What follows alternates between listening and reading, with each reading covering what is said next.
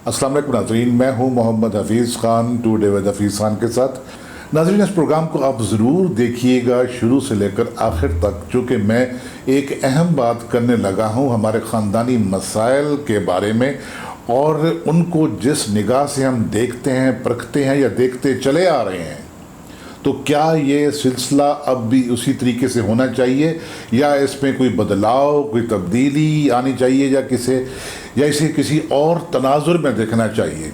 हमारे यहाँ आजकल एक टर्म बहुत ही ज़्यादा इस्तेमाल होती है और वो है क्रिटिकल थिंकिंग।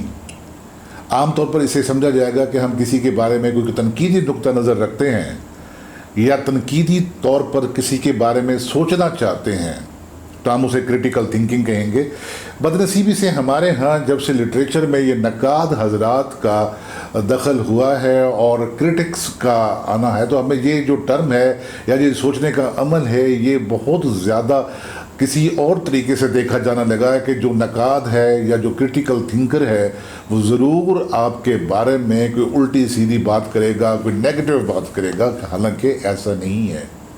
क्रिटिकल थिंकिंग ने लोगों को सोचने का, समझने का, बर्ताव का, बिहेवियर का एक ख़ास नुक्ता नज़र दिया है, तनाजुर दिया है कि हम चीज़ों को आउट ऑफ द बॉक्स भी जाकर सोच सकते हैं।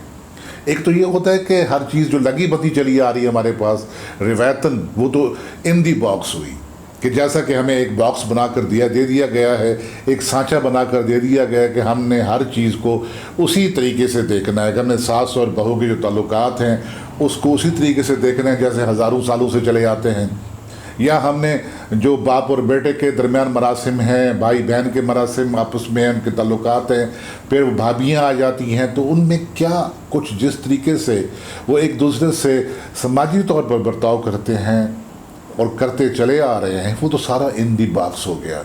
लेकिन आजकल के ज़माने में अगर हम इन दी बॉक्स सोचने की बजाय आउट ऑफ दी बॉक्स अगर सोचें, उससे निकल कर सोचें ज़रा कि जो चीज़ हम पहले से देखते चले आ रहे हैं, तो फिर ये बदलाव कैसा रहेगा। क्रिटिकल थिंकिंग के बारे में आमतौर पर तो उसके कुछ ऐसे असूल हैं, 5 चीज़ें हैं कि जो पेश नज़र रखनी पड़ती हैं, लेकिन मैं आपको उस उलझाव में नहीं ले जाना चाहता। मैं आपसे सिर्फ बात ये करूँगा कि क्या हमने जो चश्मा लगाया हुआ है अपने ख़ानदानी ताल्लुकात का, या अपनी वो जो रिश्तेदारियाँ हैं, हमारे जो रिश्ते हैं, हमारे जो खूनी रिश्ते हैं, हमारे वो रिश्ते जो एक दूसरे से शादियों के बंधन में आने के बाद कानूनी तौर पर बनते हैं, या वो रिश्ते जो हम अपने दोस्तों के साथ कायम करते हैं, हमारा आना जाना होता है, आपस में मिलाप होता है, हम इकट्ठे खाना खाते हैं, बैठते हैं, सोचते हैं, देखते हैं, बालते हैं और आगे चलते हैं, तो क्या ये सारे ताल्लुकात उसी तरीके से चलने चाहिए कि वो मियाँ रात को लेट आ रहा है, अपने दोस्तों के साथ बैठकर मिलकर आ रहा है, तो क्या बीवी को उस लाजिम बात है कि उसके लिए दरवाज़ा नहीं खोलना चाहिए और उससे झगड़ा करना चाहिए? क्या लाजमी बात है कि अगर बहू के हाथ से खाना नहीं अच्छा पका तो सास को उससे झगड़ना चाहिए? और अगर घर में कोई एक नंद बड़ी चहेती है जिसकी भी शादी नहीं हुई, तो क्या उस नंद के वसीले से तमाम भाभियों को अदम तहफ़्फ़ुज़ का शिकार हो जाना चाहिए कि अगर उन्होंने उसे खुश ना रखा तो फिर सास और ससुर का बर्ताव हमारे साथ अच्छा नहीं होगा? एक बात और की जाती है कि हमारे यहाँ कि जब मियाँ बीवी बूढ़े हो जाते हैं या एडवांस एज में चले जाते हैं, तो कहा जाता है कि बूढ़े होकर जितने शौहर हैं वो सास बन जाते हैं और उसी सास की तरह वो तुनकबासी करते रहते हैं, और हर वक्त जैसे फिर वही एक बात कहते हैं कि क्रिटिकली देखते हैं चीज़ों को। ये क्रिटिकली नेगेटिव नहीं होता, क्रिटिकली हमेशा नेगेटिव नहीं होता। बात ये है कि पहले होता था जॉइंट फैमिली सिस्टम, अब क्या ज़रूरी है कि जॉइंट फैमिली सिस्टम ही रहे? अगर शादी के बाद बेटा और बहू अलग रहना चाहते हैं तो क्या ज़रूरी है कि उस पर फसाद बर्पा किया जाए? क्या बेटी अगर अपने मैके जाती है तो क्या ज़रूरी है कि उसके ससुराल वाले उसी तरह फसाद बर्पा करें कि बेटी हर वक्त मैके क्यों जाती है? ज़रूर उसकी माँ उसे बहलाती फुसलाती है और उसको अपने ससुराल वालों के ख़िलाफ़ करती रहती है। ये सोच अब छोड़ देनी चाहिए। क्या ये ज़रूरी है کہ ہسبینڈ اگر اپنے سسرال آئے، ہسبینڈ سے مراد داماد کی بات کر رہا ہوں، تو کیا ضروری ہے کہ اس پر جو اس کی وہی خاطر تواضع اسی طریقے سے کی جانی چاہیے جیسے کوئی آسمانی اوتار آپ کے پاس اترا ہے؟ یا پہلے وہ کہا جاتا تھا کہ اگر آپ بیٹیوں کے گھر جاتے ہیں تو آپ پہ وہاں کا پانی پینا بھی حرام ہے، تو کیا اس طریقے سے آج بھی سوچنا چاہیے؟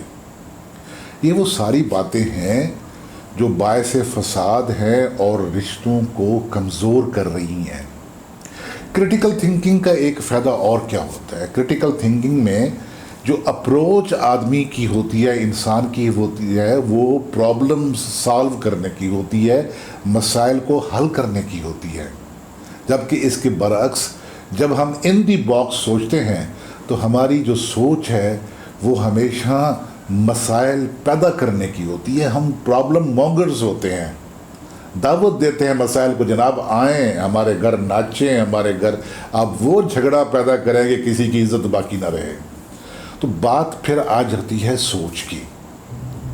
وہ جو تھا نا کہ ساس اپنی بہو پہ ہر صورت حکم چلائے گی، جو ہسبینڈ ہے وہ اگر اپنی بیوی کے لیے کوئی چیز باہر سے کھانے پینے کی لے کر آ رہا ہے جوائنٹ فیملی سسٹم میں، تو وہ ضروری ہے کہ سب کے لیے لے کر آئے؟ کیا ضروری ہے کہ اگر وہ سب کے لیے لینے کی سکت نہیں رکھتا تو وہ یا تو لے کر نہ آئے، اور اگر لے کر آئے تو پھر چھپ چھپا کر اندر لے جائے اور بیوی کو کھلائے؟ کیا یہ ضروری ہے؟ تو کرٹیکل تھنکنگ میں ہم جیسے چیزوں کو اپنے اس کے صحیح تناظر میں دیکھتے ہیں، آج کے تناظر میں دیکھتے ہیں، تو رشتوں کو بھی، ہمارے جو خاندانی رشتے ہیں، ہمارے وہ رشتے جیسے میں نے پہلے عرض کیا قانوناً بنتے ہیں شادی بیاہ کی صورت میں، یا جو ہمارے دوستانے ہیں، ان کو بھی ایک نئے سرے سے دیکھنے کی ضرورت ہے۔ ساس کو چاہیے کہ اب اپنی بہو کو اس طریقے سے نہ دیکھے، نہ اس طریقے سے برتے کہ جیسے پہلے سینکڑوں سال برتا جاتا تھا۔ بڑا مشکل ہوتا ہے اپنی روایت سے ہٹ کے سوچنا۔ کرٹیکل تھنکنگ میں سب سے بڑی بات جو ہوتی ہے نا، وہ یہی ہوتی ہے کہ آپ اپنے باکس سے نکل کر باکس سے باہر سوچ ہی نہیں سکتے، آپ چیزوں کو اس طریقے سے دیکھ ہی نہیں سکتے کہ یہ ساری چیزیں کیا ہونے جا رہی ہیں۔ اگر بھائی بہن سے ملنے کے لیے 6 مہینے نہیں جاتا تو کیا ضروری ہے کہ اس کی بہن رونا دھونا شروع کر دے؟ کتنی مصروف زندگی آج کی۔ جو اگر کوئی جاب کر رہا ہے تو اس کو چھٹی کا مسئلہ ہے۔ پھر یہ بھی ہو گیا ہے نا کہ پہلے لوگ رہا کرتے تھے ایک ہی جگہ پہ، ایک ہی محلے میں، اور ایک دوسرے کے قریب رہتے تھے، چاہے انہیں روٹی روزگار ملتا ہے نہیں ملتا، غربت نے ڈیرا ڈال رکھا ہے، تو جو بھی ہے، جو بھی صورت ہے، وہ ایک ہی کمرے میں گھسے ہوئے سارے، تو وہ یہ چلن چلتا تھا۔ اب ہوا کیا ہے کہ جیسے جیسے شناس آئی ہے، جیسے جیسے تعلیم آئی ہے اور روٹی روزگار کے مواقع آپ کے گھر سے نکل کر آپ کے گھر سے دور آپ کو ملنا شروع ہوئے، تو خاندان بکھرے ہیں، لوگ دور چلے گئے ہیں۔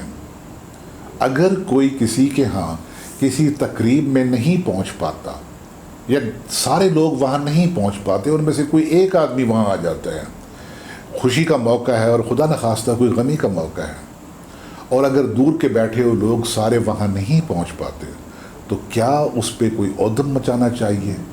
کیا اس پہ آپ خط تنسیق پھیر دیں تمام رشتوں پر؟ یہ نہیں ہونا چاہیے۔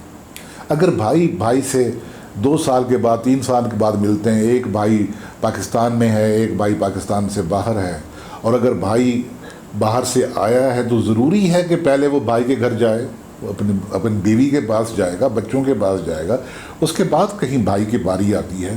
تو کیا ہمیں یہ اسی طریقے سے سوچتے رہنا چاہیے اور اس پہ جھگڑے پیدا کرتے رہنا چاہیے؟ یہ ساری کی ساری باتیں اب مسائل پیدا کرنے کے زمرے میں آتی ہیں۔ ہمارے خاندانی رنجشیں کیوں بڑھتی ہیں؟ وہ یہی سبب ہے کہ ہم ان روایتوں سے ہٹ کر سوچنا بھی نہیں چاہتے، کہ جو روایتیں ہمارے سامنے بنی ہوئی ہیں، اور وہ روایتیں آج سے سینکڑوں سال پہلے کے پس منظر میں ہیں، پہلے کے تناظر میں ہیں، آج کے تناظر میں نہیں ہیں۔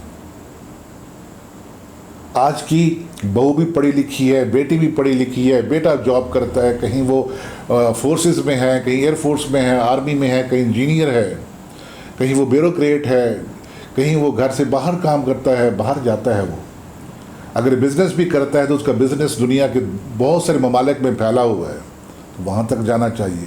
اور پھر میں نے یہ بھی دیکھا ہے نا کہ آج کل آن لائن کام کرنے کا بڑا چلن ہے، لوگ آن لائن بزنس سے بہت پیسے کما رہے ہیں۔ تو اگر کوئی آپ کا بیٹا یا آپ کی بیٹی وہ جو بہت پڑھی لکھی ہے، اس نے ماسٹرز کیے ہوئے ہیں بزنس ایڈمنسٹریشن میں، اور وہ رات کو، چونکہ ہمارے ہاں ٹائمنگ کا بڑا فرق ہوتا ہے، امریکہ میں جب رات ہوتی ہے ہمارے ہاں دن ہوتا ہے، جب ہمارے ہاں دن ہوتا ہے وہاں رات ہوتی ہے، باقی ممالک سے بھی 4 6 8 گھنٹے کا فرق تو معمول کا ہے۔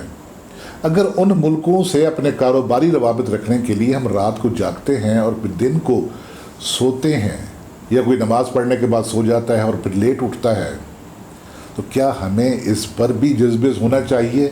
کیا ہمیں اس پر بھی فساد مچانا چاہیے؟ بھی وہ زمانہ گیا جب آپ جا کر اپنی ہٹی کھولتے تھے لونی تیلی کی، اور وہاں بیٹھ کر آپ اپنے سودا سلف بیچ کر گھر آ جایا کرتے تھے شام ڈھلے۔ اب وہ باتیں نہیں رہی۔ جب وہ باتیں نہیں رہی تو پھر یہ سارے فساد کیوں؟ ان دی باکس سوچنے کی بجائے، وہ جو ان باکس ہے اس کو توڑیے، اسے باہر نکل کر دیکھیے، اپنے آپ سے، اپنی خود غرضی کی انک سے باہر نکل کر دیکھیے کہ لوگ آپ کے بارے میں کیا سوچتے ہیں، لوگوں کی آپ سے توقعات کیا ہیں، لوگ آپ سے کیسا برتاؤ چاہتے ہیں۔ تو ہمیں اچھا برتاؤ لینے کے لیے دوسروں کو اچھا برتاؤ دینا ہوگا۔ اگر ہم یہ چاہتے ہیں نا کہ ہمیں سپیس دی جائے تو ہمیں دوسروں کو بھی سپیس دینی ہوگی۔ تو رشتوں کو نئے تناظر میں دیکھیے، رشتوں کو آؤٹ آف دی باکس جا کے دیکھیے۔ صرف آؤٹ آف دی باکس سوچنا ہی نہیں کافی، دیکھنا بھی ضروری ہے۔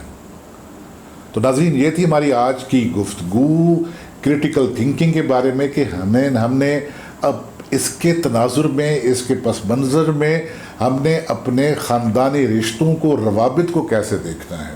اگر یہ گفتگو آپ کو اچھی لگی ہو تو آپ اسے دوستوں کے ساتھ ضرور شیئر کریں، لائک کریں، اور اگر اس سے پہلے آپ نے اس channel today with Hafeez Khan کو سبسکرائب نہیں کیا تو اسے سبسکرائب کیجئے، اور اگلے ویلاگ تک اجازت دیجئے محمد حفیظ خان کو۔ فی امان اللہ۔